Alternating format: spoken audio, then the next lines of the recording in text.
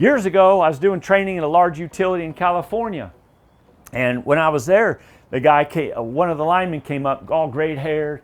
He's about 25, 30-year journeyman lineman. He's been in the trade for a long time. And he came up to me and he told me, thank you. He said, I went to a capacitive test point. And when I did, I forgot to wear my gloves. And when he went to that capacitive test point with his bare hands, what do you think he told me? What do you think he told me that happened? Anybody respond, Jeremy? Not yet.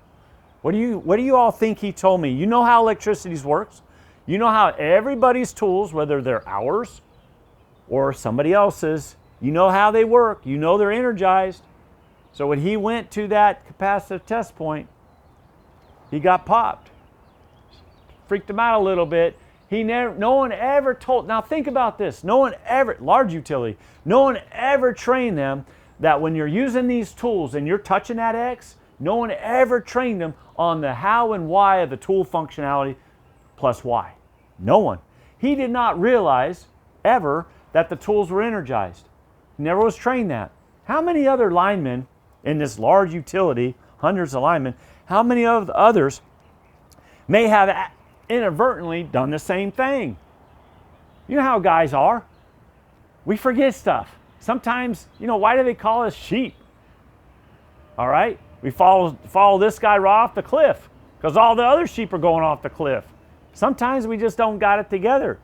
And how many other linemen, if there's hundreds, over 20 years, did the same thing? I don't know. But you know what's interesting? Let me ask you all a question. What's interesting in this whole thing is, and I find this fascinating, is he didn't share with anybody. He didn't share this incident with nobody. Why? Fear? Maybe he would be mocked. Maybe they would put him to shame. Maybe he could lose his job, get fired. Maybe he'd be demoted. Think about that. He could not share. And the reason why he could not share, I want you all to remember that, is because their system, they did not have a house of safety that had capacity built into it to where he could fail safely and share it, and the other line workers in that whole utility could learn something from it. Think about that. If we're supposed to be our brother's keeper, our sister's keeper, we're supposed to be, but if we can't share an incident, how are we our brothers and sisters' keeper? I don't get that. We cannot share an incident. Why can't we encourage sharing incidences?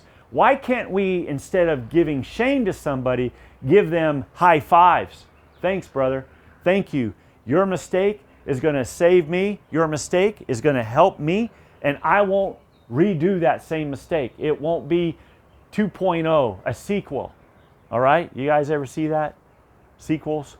I mean, Star Wars, I think they're on their 24th episode now in Star Wars. Okay? So anyways, so just remember that. Share these events.